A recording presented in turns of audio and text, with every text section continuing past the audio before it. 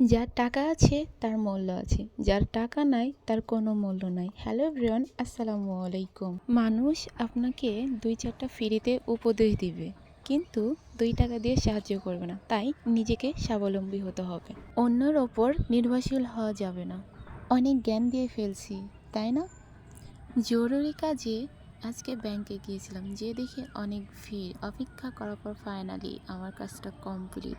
বাইরে এসে দেখি আজকে প্রচণ্ড রোদ, তাই ভাবলাম জুস তো খাওয়া যায়।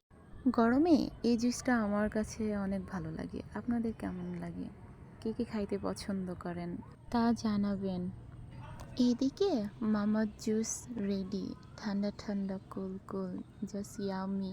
ভিডিও ভালো লাগলে লাইক কমেন্ট শেয়ার করে দেবেন। Thank you for watch.